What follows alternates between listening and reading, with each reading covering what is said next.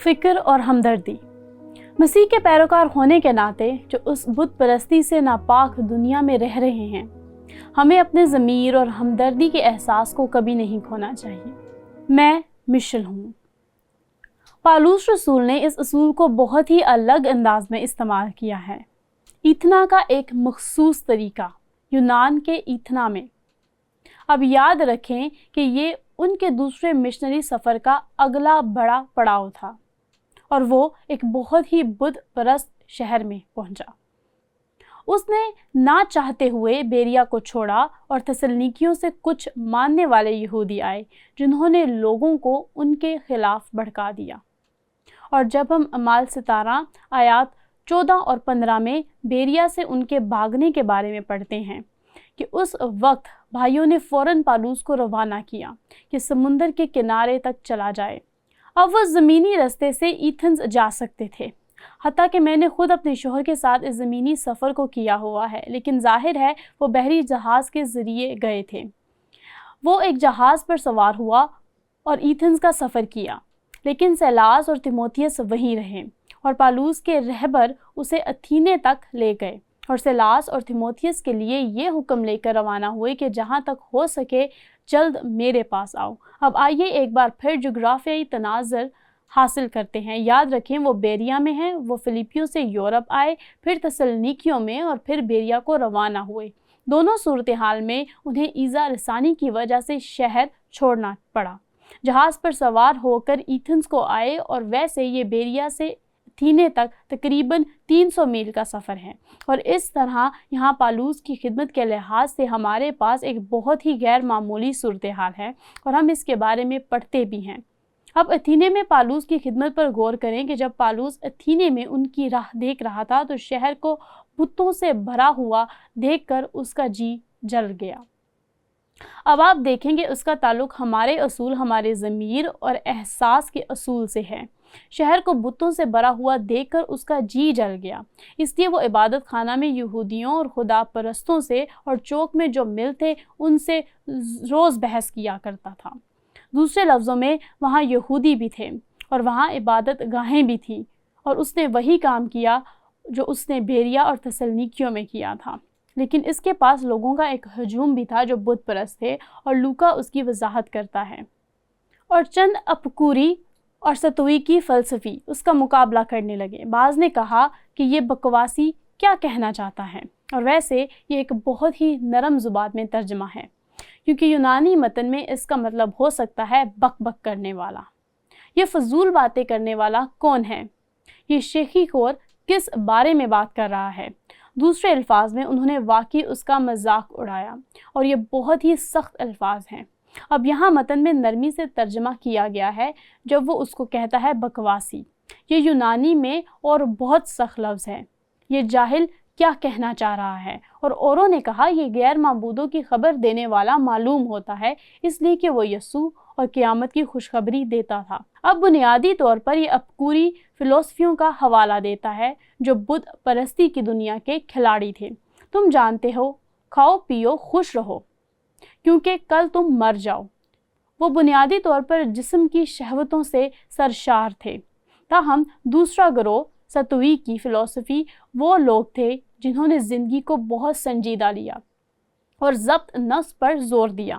انہوں نے دو دنیاوی چیزوں کی بجائے ذہن کی طاقت پر زور دیا، مثبت سوچ پر، اور اس طرح ہمارے پاس لوگوں کی یہ دو گروہ ہیں۔ اور شاید ستوئیکی یہ سننے کے لیے زیادہ تیار تھے کہ پالوس نے کیا کہا تھا، جب اپکوری وہ لوگ تھے جو واقعی پالوس کا مذاق اڑاتے تھے اور اس سب کا بھی جو وہ آخری ایام کے بارے میں سکھا رہا تھا۔ اور اس کے نتیجے میں ہمارے پاس یہاں یہ ہے۔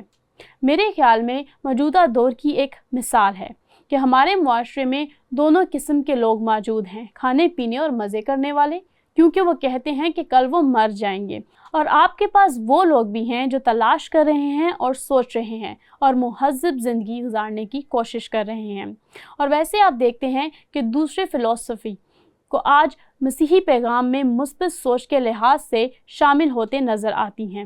جواب کے طور پر دنیاوی چیزوں پر دماغ کو ترجیح دینا، اور اسی طرح اس قسم کی سوچ ایک طویل عرصے سے چلی آ رہی ہے، اور پالوس یہاں بھی اس خاص صورتحال میں اس کا سامنا کر رہا ہے۔ تو کیا ہوتا ہے کہ اسے بولنے کے لیے مدعو کیا جاتا ہے اور وہ خاص طور پر اس طرف جاتا ہے جیسے مارس ہل کہا جاتا ہے۔ تو یہاں ہمارے پاس پالوس بتاتا ہے اعمال 17 میں، پالوس نے ایروپگس کے بیچ میں کھڑے ہو کر کہا کہ اے اتھینے والو، میں دیکھتا ہوں کہ تم ہر بات میں دیوتاؤں کے بڑے ماننے والے ہو، چنانچہ میں نے سیر کرتے اور تمہارے معبودوں پر غور کرتے وقت ایک ایسی قربان گاہ بھی پائی جس پر لکھا تھا کہ نامعلوم خدا کے لیے۔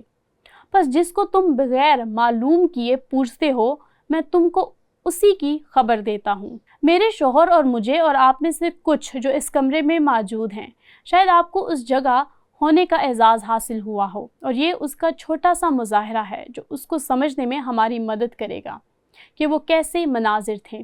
اتھینے کی اہم آثار قدیمہ کی خصوصیات ایکروپولیس ہے۔ یہی ہے کہ پورا علاقہ یہ شہر سے اوپر 500 فٹ کی پہاڑی پر ہے اور ایکروپولیس کی چوٹی، اور اگر آپ پیچھے دیکھیں تو یقیناً یہ ہیکل ہے، یہ مسیح سے بھی پہلے ہے، اور بالکل نیچے یہ وہ جگہ ہے جہاں ہم ہیں۔ یہ ایروپگس ہے جسے مارس ہل بھی کہا جاتا ہے، اور یہ وہی جگہ ہے جہاں پالوس نے اپکوری اتھینے فلسفیوں سے ملاقات کی۔ اور اگر آپ اس کانسی کی تختی پر نظر ڈالیں تو یہ پالوس کی تقریر ہے، اور بنیادی طور پر ہمارے پاس پالوس کی تقریر ہے جو یونانی میں تحریر کی گئی، لیکن اس تختی پر وہی ہے جو پالوس ان لوگوں کو بتانے کے لیے آگے بڑھا۔ مختصراً اس نے جو بیان کیا وہ یہ تھا، جن دیوتاؤں کی تم پرستش کر رہے ہیں وہ موجود نہیں ہیں، لیکن ایک سچا خدا ہے جس نے سب کچھ بنایا ہے، اس نے تمہیں بنایا ہے، اس نے سب کچھ بنایا ہے۔ اس کے پاس ایک منصوبہ ہے جس نے یسوع مسیح کو دنیا کے گناہوں کے لیے مصلوب ہونے کے لیے بھیجا، اور وہ مردوں میں سے جی اٹھا۔ اس تختی پر جو کچھ ہے اس کا یہی نچوڑ ہے، اور آپ وہاں اعمال کی کتاب میں پورا بیان پڑھ سکتے ہیں۔ اب یہاں اس پیغام پر ملا جلا رد عمل تھا۔ ہم اسے آیت 32 میں پڑھتے ہیں، جب انہوں نے مردوں کی قیامت کا ذکر سنا تو بعض ٹھٹھا مارنے لگے، اور بعض نے کہا کہ یہ بات ہم تجھ سے پھر کبھی نہیں سنیں گے۔ اس حالت میں پالوس ان کے بیچ میں سے نکل گیا، مگر چند آدمی اس کے ساتھ مل گئے اور ایمان لے آئے۔ ان میں دیونیسیس ایروپیگس کا ایک حاکم اور دمارس نام ایک عورت تھی، اور بعض اور بھی ان کے ساتھ تھے۔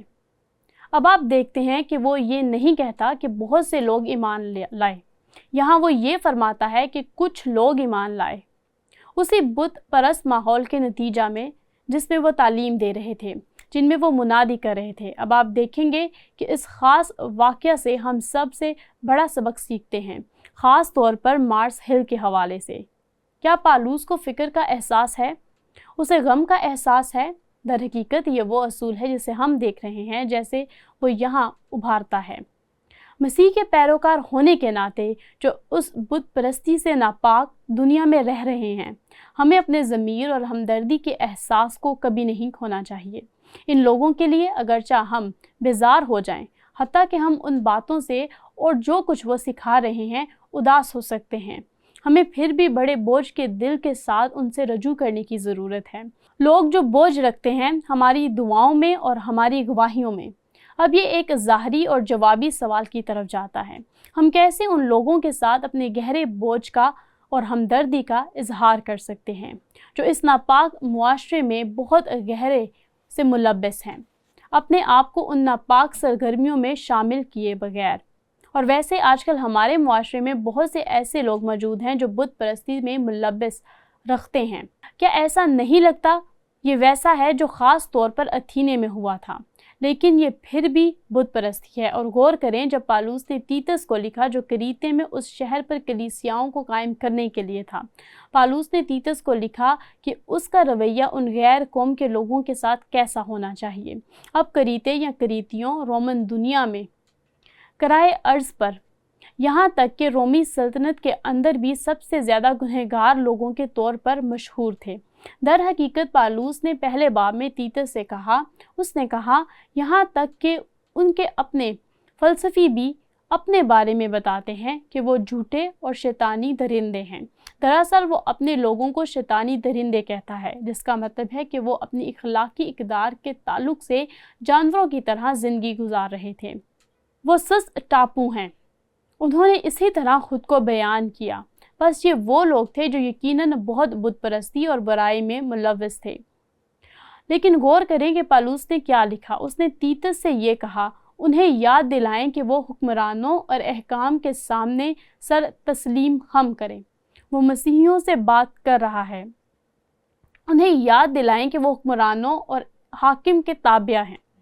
اطاعت کریں، ہر اچھے کام کے لیے تیار رہیں، کسی کی غیبت نہ کریں، لڑائی جھگڑے سے گریز کریں اور مہربان رہیں، ہمیشہ تمام لوگوں کے ساتھ نرمی کا مظاہرہ کریں۔ واقعی یہاں تک کہ ان حبیث درندوں سے بھی۔ اب اس کا مطلب یہ نہیں ہے کہ آپ گناہ کا مقابلہ نہ کریں، لیکن یہ کہہ رہا ہے، پالوس کہہ رہا ہے، فکر کرو، ان لوگوں پر رحم کرو، وہ اپنی برائی میں، اپنے گناہ میں کھو گئے ہیں۔ اور پھر کہتا ہے، کیونکہ ہم بھی ایک زمانہ میں بے وقوف، نافرمان، فریب خور، طرح طرح کی شہوتوں اور لذتوں کے غلام، باز اور بغض اور حسد میں رہتے، نفرت کرنے والے، ایک دوسرے سے نفرت کرنے والے تھے۔ لیکن جب خدا آیا، نجات دہندہ کی مہربانی اور بنی نوع انسان کے لیے اس کی محبت ظاہر ہوئی، تو اس نے ہمیں بچایا، راست بازی کے کاموں کی وجہ سے نہیں جو ہم نے کیے تھے، بلکہ اس کی فضل کی بدولت، روح القدس کے ذریعے، نئی تخلیق اور نئے سرے سے پیدا ہونے کے ذریعے۔ اب جب آپ اس طرح کے حوالے کو دیکھتے ہیں، جیسا کہ آپ اس طرح کی ثقافت کو دیکھتے ہیں، ظاہر ہے کہ ہماری مخصوص ثقافت میں ہمارے پس منظرات کے درمیان بہت بڑا تضاد ہے، خاص طور پر ہم میں سے جن کو ایک ایسی ثقافت میں پرورش پانے کا شر حاصل ہوا جس پر عبرانی مسیحی روایات کا اثر پڑا ہے۔ لیکن حقیقت یہ ہے کہ کچھ معاملات میں ہم کلام مقدس کے اس حوالے سے شناخت کر سکتے ہیں، کیونکہ بت پرستی ہے، برائی برائی ہے، بدکاری بدی ہے، اور ہم کریتے کے ماننے والوں کے ساتھ کچھ شریک تھے، اور ہم کریتے کے ماننے والوں کے ساتھ کچھ مشترک ہیں۔ اور جو چیز ہم میں مشترک ہے وہ یہ ہے کہ ہم سب نے گناہ کیا ہے اور خدا کے جلال سے محروم ہو گئے ہیں۔ میں امید کرتی ہوں کہ ہم اپنی زندگی برائی کے دلدل میں نہ جئیں، لیکن ہم سب خدا کے جلال سے محروم ہو گئے ہیں، اور ہم سب کو ایک نجات دہندہ کی ضرورت ہے۔ اور دوسری چیز جو ہم میں مشترک ہے وہ یہ ہے کہ ہمارے اچھے کام میں ہمیں کبھی نہیں بچائیں گے۔ یہ صرف خدا کے فضل کی وجہ سے ہی ہم پر ہے، جیسا کہ پالوس یہاں کہتا ہے، ہم کو نجات دی مگر راست بازی کے کاموں کے سبب سے نہیں جو ہم نے خود کیے، بلکہ اپنی رحمت کے مطابق نئی پیدائش کے غسل اور روح القدس کے ہمیں نیا بنانے کے وسیلہ سے، جسے اس نے ہمارے منجی یسوع مسیح کی معرفت ہم پر افراد سے نازل کیا۔ اور یہ بہت حوصلہ افزائی کی بات ہے جو ہمیں اس لائق بناتی ہے کہ ہم بھی کھوئے ہوئوں کے لیے ناقابل یقین مایوسی، فریب کاری اور برائی کے رستے پر گامزن لوگوں کے لیے بوجھ رکھیں۔ اور یہ وہ ہے جو کہ پالوس کہتا ہے، وہی چیز ہے جو ہمیں اس اصول پر عمل کرنے کی ترغیب دیتی ہے۔ تو آئیے اس اصول کو یاد رکھیں جو اس حوالے سے نکلتا ہے جسے میں نے فکر اور ہمدردی کہا ہے۔ مسیح کے پیروکار ہونے کے ناطے جو اس بت پرستی سے ناپاک دنیا میں رہ رہے ہیں، ہمیں اپنے ضمیر اور ہمدردی کے احساس کو کبھی نہیں کھونا چاہیے۔